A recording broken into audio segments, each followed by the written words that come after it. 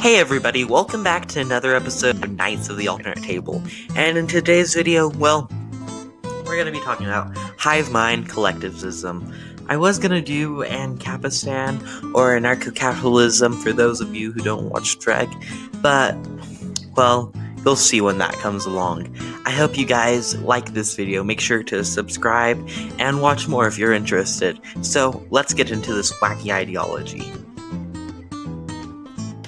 Hive mind collectivism focuses on trying to control/kill all humans. This usually is done with technology and is an off-compass scale. And it shows kind of the darker side of hive mindism. It wants to kill all humans, but needs to control them in order to serve their purposes. It's really complicated, which is why I'm making this. Hive mind collectivism comes from regular hive mindism, but hive mindism leaves a lot to be desired, because it's not very a defined ideology, just everyone's under one mind. So it needs a bit of flavor. And hive mindism itself is an off-brand of transhumanism. So we'll talk about that in the next slide. But yeah, hopefully you guys do like this. And hive mindism is transhumanism, but just with a hive mind. And hopefully I explained that well enough in the last one.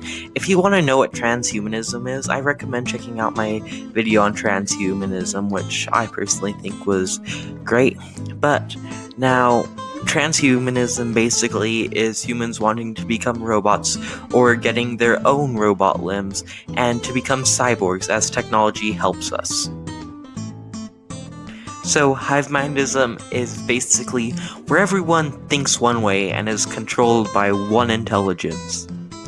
This can be confusing who the leader is, which we'll get into, but basically there can be three types of leaders. But they're all working together except for the leader who's working for power.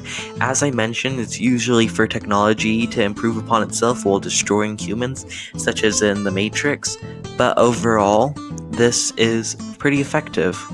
So this is the most common type, is where the hive mindist tries to go into the human form to get people to convince. This is the collectivism part, as we're all humans here now, so we just share one mind. Usually this is done by the machines to try and gain the humans' trust, to destroy them eventually, though they need the human body for the trust.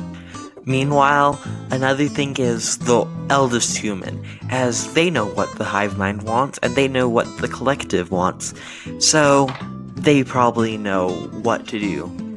This overall is kind of ineffective and not very often with hive mind collectivism. The best example really is the giver, but even then they didn't really live in a hive mind society and the giver wasn't the leader. But usually it's the elder human. Or they can just be a robot and claim to be human, as if they all have one mind and they all believe that they're led by a human. That means the robot is the human, because that's what the hive mind tells them. And the hive mind overall just kind of controls everything, so it doesn't really matter what form they take, though they don't usually take the robot unless it's necessary. Oh, and besides the leaders, the only other thing to understand about hive mind collectivism is they want to expand the collectivism. Yes, you heard me, this isn't one world ideology. They're hunting down humans who are not a part of the hive mind to program them into the hive mind so they follow the hive mind and can hunt down more humans. See why they need humans and they're not completely useless? Oh, good job, machines. So, what are even more wackier versions of this? Well, there's hive mind genocidism, where they don't believe that the collective should stay around. This is usually after they control humans and machines have gotten their upgrades enough that they can start upgrading themselves. So why have humans, and you can just delete them from the hive mind? After all, they are just meat sacks when you're a computer, that's great. And there's hive mind transhumanism. If you like Doctor Who like I do, hive mind transhumanism is the Cyberman basically. They join a collective hive mind and then decide to become a transhumanism. So they try to turn everyone into robots. So therefore, they don't have to destroy all humans, which is pretty cool that not all humans have to get destroyed by the hive mind.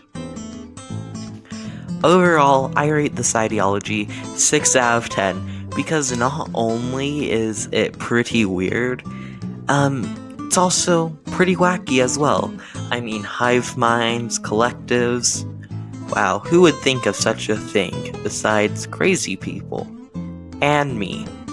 So, yes, I don't know what I should do in the future or how to really end this bit of the video. Wow, thanks for watching. Boy, this video has been in production for about 2 months now. I just haven't gotten around to recording it. Yeah, so I hope you guys do enjoy this video. It was fun going back to this ideology after forgetting about it and not recording it, so I hope you guys make sure to like and subscribe. Remember to have a good one, and goodbye! Wow, what a great video.